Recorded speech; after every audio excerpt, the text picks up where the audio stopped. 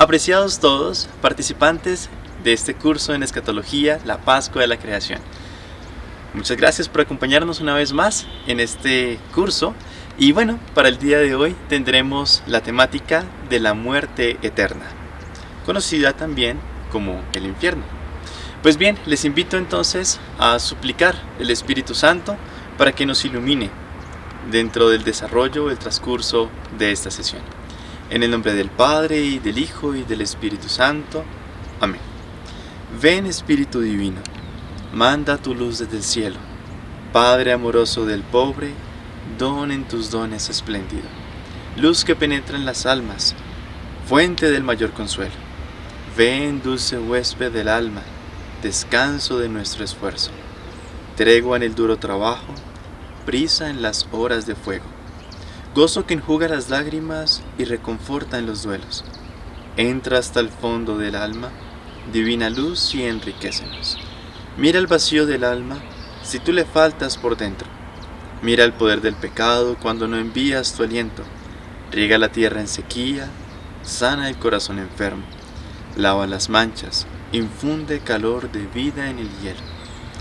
Doma el espíritu indómito, guía al que tuerce el sendero. Reparte tus 7 dones, según la fe de tus siervos. Por tu bondad y tu gracia, dale al esfuerzo su mérito. Salva al que busca salvarse, y danos tu gozo eterno. Bajo tu amparo nos acogemos, Santa Madre de Dios. No desprecies las oraciones que te dirigimos en nuestras necesidades. Antes bien, líbranos de todo peligro, oh Virgen gloriosa y bendita. En el nombre del Padre, y del Hijo, y del Espíritu Santo. Amén. Bien, para el día de hoy tenemos una breve reseña de el Beato Inocencio V, Papa número 185 de nuestra Iglesia Católica y primero de los papas dentro de la Orden de Predicadores. Inocencio V nace en 1225, ingresa a la Orden de Predicadores hacia el año 1240, es nombrado Papa el 21 de enero de 1276 y muere el 22 de junio del mismo año, de 1276. Un papado realmente corto, beatificado luego en el siglo XIX por el Papa León XIII. Es recordado por sus acciones pacíficas en pro de la unión con Constantinopla, con la Iglesia de Oriente. Un papado realmente breve, pero cuya vida se caracterizó por rasgos de santidad, de transparencia, desde el ejercicio del papado y también cuando fue arzobispo y previo a esto, provincial de Francia. Se unió a los dominicos en el convento de Lyon. Bien, a nuestro Papa Inocencio V, Beato, encomendamos también este camino de santidad, este llamado, en el cual hace parte también el reconocimiento de esta verdad de fe, de la muerte eterna. Vamos entonces ahora a continuar con la temática que nos compete. Como es costumbre, nos corresponde abordar un tratado teológico en este aspecto desde las 3 fuentes de la revelación: la Sagrada Escritura, la tradición de la Iglesia y su magisterio. Bien, referente al tema que nos llama o nos corresponde abordar, tenemos en primer lugar la verdad revelada en la Sagrada Escritura. A lo largo de varios pasajes, sobre todo en el Nuevo Testamento, se alude a esta noción del infierno, de las llamas eternas, del gusano que no se acaba. Y tenemos entonces, de todas maneras, algunas alusiones en el Antiguo Testamento. La noción del Sheol, de la Gehenna, el abismo, que tiene como carácter transversal la asimilación de la noción de aislamiento. El Sheol es conocido como el abismo en el cual van los impíos, o en el cual se dirigen aquellos que están excluidos pues ya del plan de salvación. En el Nuevo Testamento, por su parte, aparecen distintas alusiones en las que se deja en claro o se menciona sobre todo que es aislada la persona, ¿no? En las parábolas, cuando Cristo hace referencia a esto, habla de aquellos que son echados fuera. En otros pasajes habla de aquellos que son tirados a las llamas que no se apagan. En esto descubrimos sobre todo entonces una noción de lo que está transmitiendo la verdad revelada en la Escritura acerca de la muerte eterna, que es la exclusión del plan salvífico de Dios, la exclusión de la participación de la comunidad. Lo vemos, por ejemplo, en el pasaje de las vírgenes necias, aquellas que no tenían suficiente aceite y que cuando llega el esposo les dice: lo siento, a ustedes no las conozco. Está esta noción, conocimiento y desconocimiento. Se conoce a aquellos que hacen parte dentro de la comunidad y se desconoce a aquellos a los que se han excluido o han quedado excluidos. Ya veremos a mayor detalle cómo interpretar esto a la luz también de la tradición y del magisterio, de la exclusión y de qué manera juega. Sin embargo, lo que es importante aclarar desde un comienzo es que es una verdad revelada la noción de una muerte eterna, entendida como una exclusión, como salir de la comunidad, como quedar fuera de la comunión con Dios, que viene también representada con una de las imágenes más populares, que es la del fuego incesante. Esta noción del fuego, dicen los exégetas, no es precisamente como tendemos a comprenderlo después de la inmersión cultural de Occidente, como aquel dolor penetrante que consume, que resulta siendo una especie de tortura, sino sobre todo en la época en la que son escritos los evangelios, hace alusión como al fuego que es para donde van las cosas que ya son obsoletas, las cosas que ya no sirven. Como dice Cristo en uno de sus pasajes del evangelio: el árbol que no da frutos se tira al fuego. Es la noción de aquello que es sacado como fuera, que aquello que tiene un fin que cumplir no lo ha hecho, que aquello que no ha llegado a la plenitud de lo que es, o que por otra parte no ha funcionado. La noción entonces del fuego que aparece en la Escritura alude sobre todo a la impertinencia de algo que no está cumpliendo lo que es, aquello que es echado fuera. Una vez más, como la noción de exclusión de aquellos arrojados fuera, aquellos que ya no entran dentro del plan de salvación. Bien, en el Evangelio de Juan aparecen diversos pasajes en los que el evangelista menciona que Cristo es la palabra de vida, y a lo largo de todo el Evangelio menciona que la palabra, que es Cristo, es de vida y ha venido para la salvación de los hombres.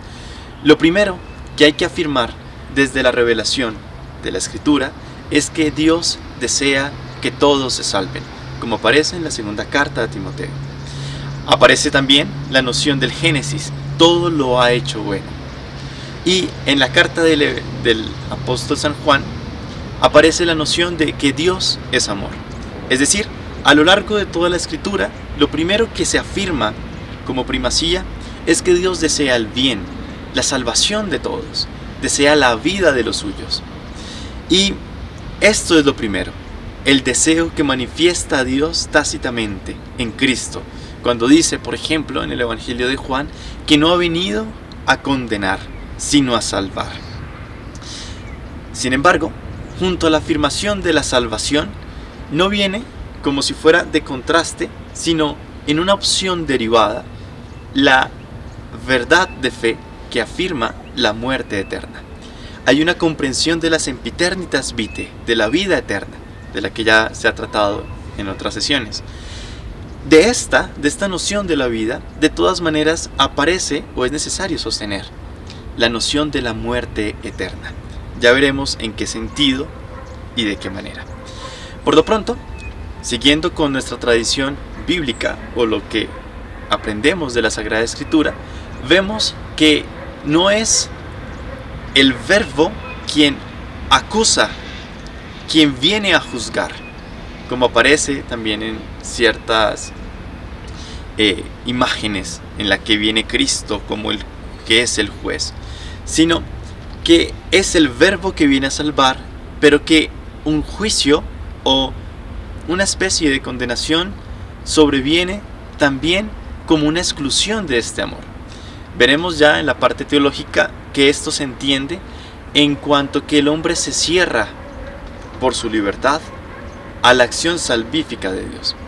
Bien, continuando entonces, tenemos, para sintetizar, que la revelación nos muestra, en primer lugar, el énfasis del Dios que es amor y que desea la salvación de todos, la vida, que ama absolutamente a las cosas en tanto que sí.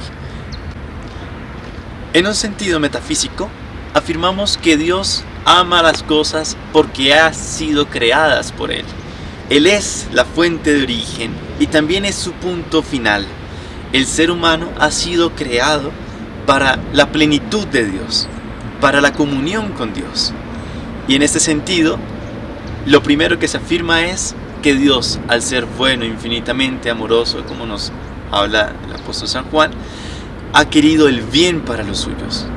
No es que la condena o esto de la muerte eterna sea querida directamente por Dios, o sea algo creado en función de el castigo como una noción punitiva o de venganza. Hasta aquí la noción de la revelación, por una parte, que significa la exclusión del plan salvífico, por otra, que consiste en un apartamiento del corazón, por otra, que no es obra directamente de Dios, sino que viene como una exclusión misma o cerrazón del hombre al plan salvífico de Dios, como también lo enseña San Pablo.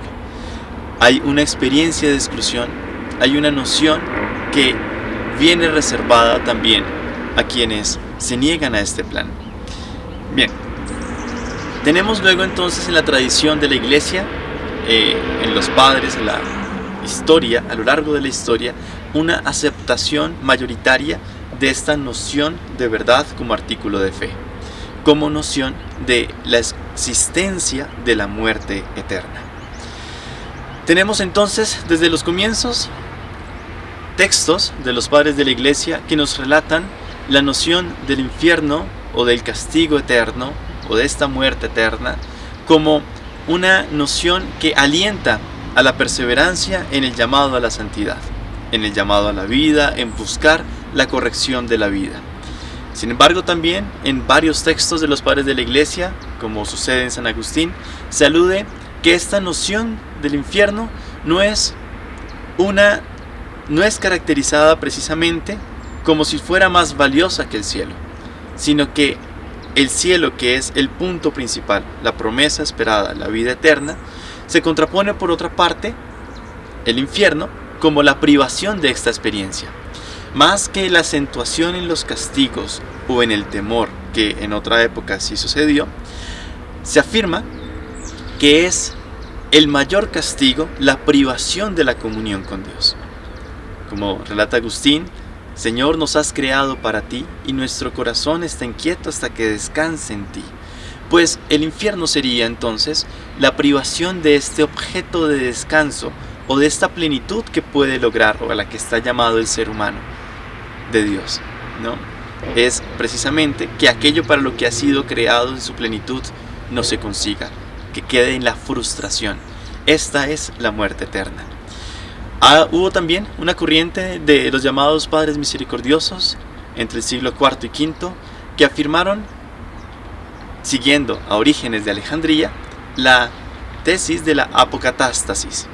Más adelante haremos mención de la apocatástasis, que consiste básicamente en afirmar que al final de los tiempos Dios en su infinito amor salvará todo cuanto hay, incluso los que se habían negado o los que habían caído en la muerte eterna, que mostraría entonces que no es del todo eterna, sino que al final de los tiempos también ellos participarían de la acción misericordiosa de Dios. Continuando, por su parte, el magisterio de la Iglesia ha condenado como herética desde el inicio la tesis de la apocatástasis, sobre todo salvaguardando la noción de la libertad. Si la apocatástasis como hemos mencionado, consiste en afirmar que por la misericordia infinita de Dios y su amor, al final de los tiempos, incluso aquellos que han sido excluidos o apartados de la comunión con Dios, volverán a Él. Se afirma que hacer esto es en parte faltar por parte de Dios a la libertad humana. De manera que aquí lo que está en juego es sobre todo la condición del ser personal y su noción de responsabilidad, y por lo mismo, como sujeto responsable, de culpable o merecedor también de honor. En esta noción entonces se condena de entrada como herética la apocatástasis en cuanto que priva al ser humano de su libertad, de su real responsabilidad. Continuando con la tradición de la Iglesia, desde el inicio, después de la propuesta de la apocatástasis de Orígenes de Alejandría, entra en cuestión la perspectiva como herética de esta noción por parte de un sínodo de la época, en la que se condena heréticamente al reconocerse que si se afirma que al final de los tiempos todo será llamado una vez más a la comunión con Dios, incluso aquellos que libremente se opusieron a Él, privaría de la noción de libertad y mostraría a Dios de alguna manera como un arbitrario. A lo largo de la historia, la Iglesia ha negado en cierta medida la noción de la predestinación, como si al final todo estuviera dispuesto por Dios para un aspecto en el que la libertad humana no tendría lugar. Afirmar que algunos se van a condenar o que por otra parte todos se van a salvar sería ir en contra de la condición de la libertad humana. El punto nuclear de esta comprensión de la muerte eterna se halla en la libertad, como comprensión propia del ser personal. Si el ser personal es el que es dueño de sí mismo, el que es capaz de sus actos, el que es responsable y por lo mismo culpable o también merecedor de honor, pues resulta entonces necesario afirmar que es necesaria no solamente el don de Dios para la salvación, sino también la libertad del ser personal que se abre a la acción salvífica y que acoge el plan divino. Por eso, aunque Dios ha sido el origen de todo cuanto existe, ha sido el punto fundamental de todo, como lo veíamos en el curso de Teología de la Creación, para el caso de la salvación, de aceptar esta salvación, se requiere, por una parte, la gracia de Dios que viene al auxilio del ser humano, pero a su vez también la libertad del corazón o de la voluntad humana que la acoge, la acepta o que también la puede rechazar. El Divino Maestro y modelo de toda perfección, el Señor Jesús, predicó a todos y cada uno de sus discípulos, cualquiera que fuese su condición, la santidad de vida, de la que Él es iniciador y consumador. Sed pues vosotros perfectos, como vuestro Padre Celestial es perfecto. Envió a todos el Espíritu Santo para que los mueva interiormente a amar a Dios con todo el corazón, con toda el alma, con toda la mente y con todas las fuerzas, y amarse mutuamente como Cristo les amó. Los seguidores de Cristo, llamados por Dios, no en razón de sus obras, sino en virtud del designio y gracia divinos, y justificados en el Señor Jesús, han sido hechos por el bautismo, sacramento de la fe, verdaderos hijos de Dios y partícipes de la divina naturaleza, y por lo mismo, realmente santos. En consecuencia, es necesario que con la ayuda de Dios conserven y perfeccionen en su vida la santificación que recibieron. El apóstol les amonestó a vivir como conviene a los santos, y que como elegidos de Dios, santos y amados, se revistan de entrañas de misericordia, benignidad, humildad, modestia, paciencia, y produzcan los frutos del Espíritu para la santificación. Pero como todos caemos en muchas faltas, continuamente necesitamos la misericordia de Dios, y todos los días debemos orar: perdónanos nuestras deudas. Es pues completamente claro que todos los fieles, de cualquier estado o condición, están llamados a la plenitud de la vida cristiana y a la perfección de la caridad. Y esta santidad suscita un nivel de vida más humano, incluso en la sociedad terrena. En el logro de esta perfección, empeñen los fieles las fuerzas recibidas, según la medida de la donación de Cristo, a fin de que siguiendo sus huellas y hechos conformes a su imagen, obedeciendo en todo a la voluntad del Padre, se entreguen con toda su alma a la gloria de Dios y al servicio del prójimo. Así, la santidad del pueblo de Dios producirá abundantes frutos, como brillantemente lo demuestra la historia de la Iglesia con la vida de tantos santos. Es decir, la predestinación o el llamado que se entiende dentro de esta noción es a la santidad.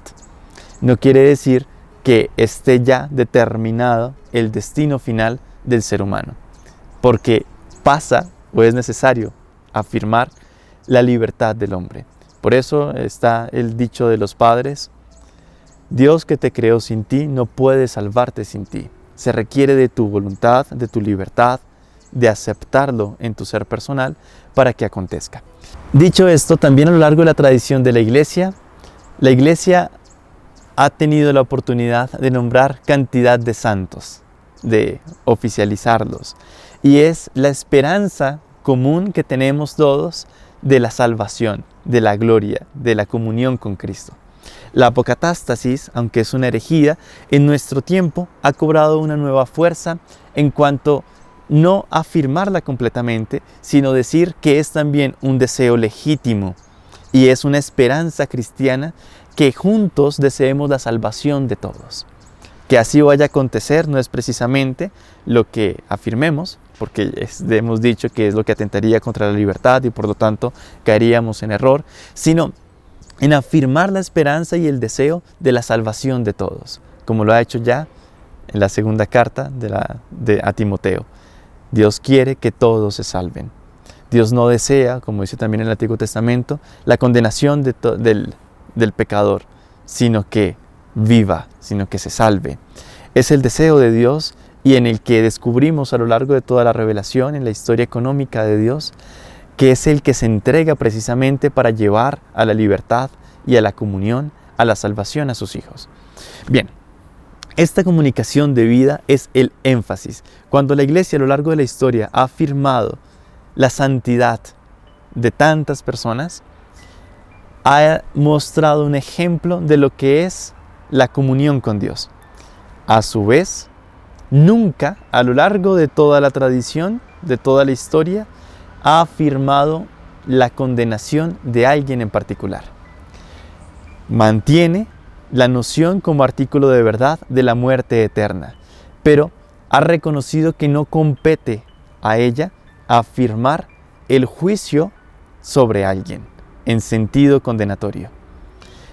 Es también esta la noción que aún en el Concilio Vaticano II se ve reflejada, que es la esperanza de la vida, diciéndose también que al final, incluso de los días de nuestra vida, cualquier persona puede acceder a este deseo salvífico de Dios, a abrirse a su misericordia y acceder a la salvación.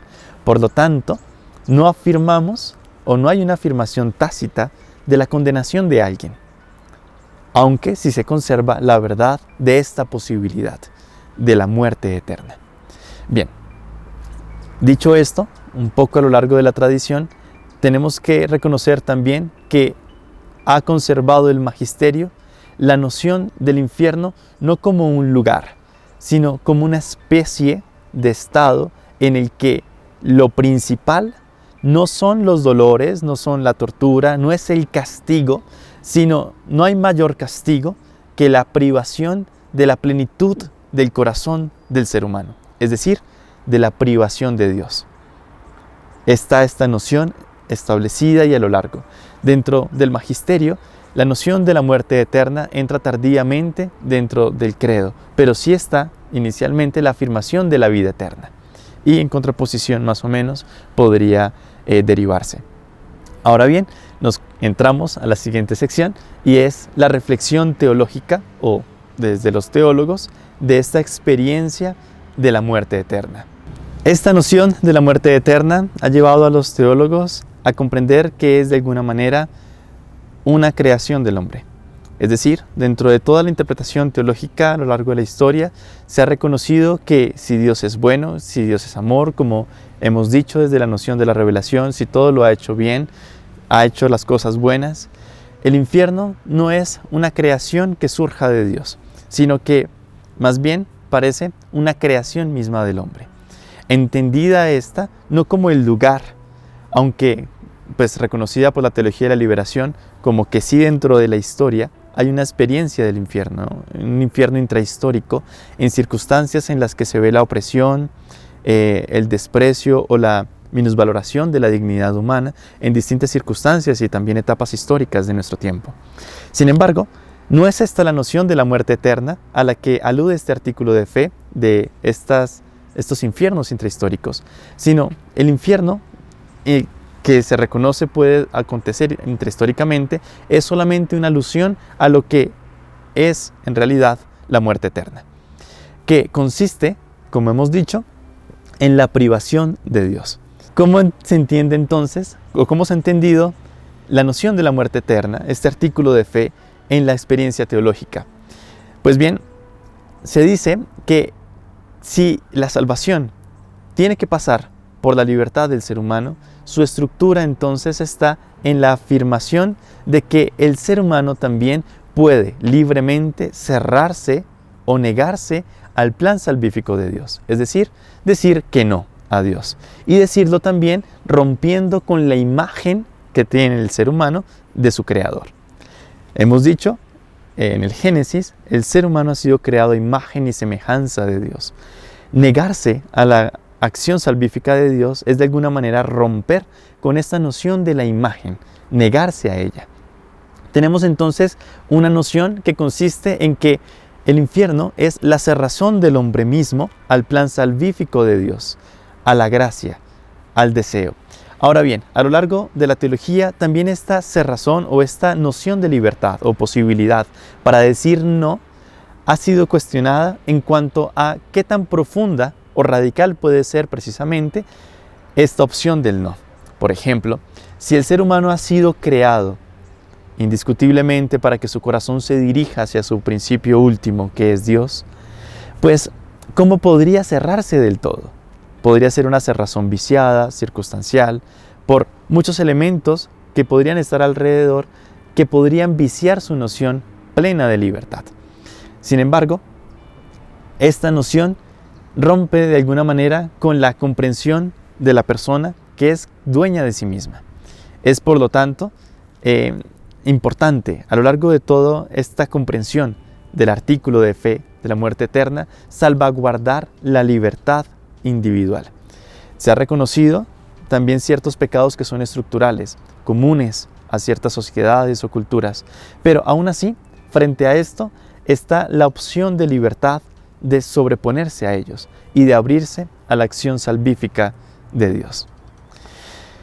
Los teólogos entonces han hecho énfasis en que el infierno no se trata de esta realidad que ha sido expresada literariamente o líricamente o gráficamente como el sufrimiento común. De hecho, hay una de las nociones que es también característica y es que la noción de la muerte eterna es privación de la comunidad con Dios, de la comunidad con quienes comulgan con Él, y que se reduce entonces también a una experiencia de soledad. Es decir, no se trata de que el infierno sea una especie de vivencia conjunta o común, sino que es el aislamiento absoluto. Esto se reconoce por parte de los teólogos que si hay una noción egolátrica de afirmar el yo, incluso por encima del plan salvífico de Dios que nos lanza al encuentro con Él y con los demás, esta experiencia de condenación o de muerte eterna sería también una privación de todo tipo de relación, una privación de la comunión y por lo mismo una experiencia de absoluta soledad. No hay ni Dios, ni tampoco estarían los otros, sobre los cuales podría haber consuelo, sino que es una privación absoluta. En esta interpretación teológica también han dicho varios teólogos de nuestro tiempo que más que hacer énfasis en la tortura o en el dolor que lleva a desviar la mirada de lo que es esencial, consiste en reconocer la privación de lo que es realmente fundamental. de la esencia o del objeto pleno del corazón humano, que es Dios. El punto en todo esto es que la muerte eterna se afirma como esa privación de Dios que nos viene revelada y que la entendemos ahora como no participar de la comunión o de la salvación o de la relación con Él. De manera que dentro de todo este proceso, la estructura que consiste o que lleva a afirmar la muerte eterna es necesariamente la libertad humana, que hace sujeto de responsabilidad a la persona y que por lo mismo le lleva a una culpabilidad o a un honor. Dentro de la comprensión de la culpabilidad se entiende que no basta solamente con entender o afirmar, sino que también en las obras, en la práctica, se patenta el sí o el no dado a Dios. En esto es hermoso afirmar que el ser humano, por sus obras, es capaz de manifestar su deseo de este don, su recepción de este don salvífico que proviene de Dios, o por otra parte, su rechazo. De manera que es una comprensión que hace parte esencial de nuestra fe y que nos mueve sobre todo a tomar conciencia de la responsabilidad, de la libertad que tiene el hombre frente a esta noción de la experiencia salvífica de Dios, de apertura o de rechazo. Algunos teólogos también han propuesto la noción de la autoaniquilación. Aniquilación se entiende, metafísicamente hablando, como el dejar de ser. Y significaría que, además de una autocerrazón o de una autocondenación, al cerrarnos a Dios, esta noción podría ser tan profunda como que aún romperíamos el vínculo de la creación. Hay un vínculo que tiene el ser humano en virtud de que ha sido creado. Es el vínculo fundamental del creador con la criatura. Negarse o cerrarse a Dios en esta noción de la autoaniquilación significaría también privarse de esta relación vinculante y caer entonces en la nada. Que es también como la canción de Spes ha expresado en cierto momento cuando dice: si desaparece Dios, las criaturas caen en nada. Sin embargo, esta noción no parece ser tan adecuada a lo largo de toda la tradición. Por una parte, en la Escritura nunca se pensó en una aniquilación o en el dejar de ser o en la pérdida del ser. Y por otra parte, se pone en duda si la libertad humana podría llegar incluso a la privación de algo que ha recibido. Si la vida es un don, si la vida que se tiene es algo que se administra, no es algo que necesariamente pueda quitarse aún en un sentido tan radical como ontológico, como en el aspecto ontológico, como privarse de su ser. Esto no le competiría al hombre y entonces esta noción de la autoaniquilación refleja esta noción de cerrazón que puede tener el hombre, pero en el fondo tiene una limitante frente a la condición de libertad, a la condición de posibilidad de la decisión o cerración del hombre a la acción de Dios. Bien, tenemos entonces, para concluir, que este tema de la muerte eterna nos lleva a mirar casi que como a trasluz o en contraste la noción de lo que es la salvación, de lo que es la vida eterna. Si la vida eterna consiste en ser reconocidos y conocer y amar plenamente a Dios, estar en comunión con Él y en Él con toda la iglesia, pues la privación, lo contrario es cerrarse a este plan, darle la espalda, decir que no y quedar en una privación de Dios, de la comunidad, en la soledad, en la frustración del corazón humano.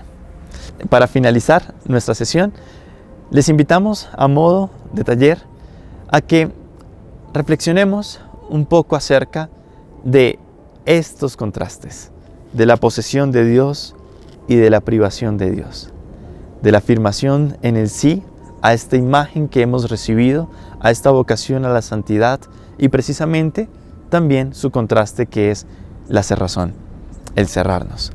¿En qué momentos de nuestra experiencia cotidiana nos hemos abierto a esta noción del sí? ¿Y en qué otros aspectos, por su parte, nos hemos negado o cerrado. Aquí, el punto no se reduce a puntos particulares, sino es al plan salvífico de Dios, a la comunión de este Dios que es misericordioso, que es salvación, que es entrega, y al que le decimos de corazón: Señor, aquí estamos, queremos seguirte, queremos amarte. Gracias por esta acción misericordiosa de tu presencia entre nosotros, por la encarnación y la redención en la cruz. Concédenos la gracia de responder adecuadamente en tu gracia y en tu misericordia a este llamado a la santidad que nos has hecho. Y ayúdanos también a todos a conseguir este objeto de la salvación como comunidad, en la salvación de todos, los unos y los otros. Muchas gracias a todos por acompañarnos en esta sesión, y que el Señor nos conceda la gracia a partir de esta de valorar el don de la salvación, el regalo que nos ofrece, que es Él mismo, y tomar conciencia de nuestra responsabilidad personal en el decir sí o en el rechazar la voluntad de Dios. Muy bien, que tengan todos una buena semana y nos veremos en una próxima ocasión.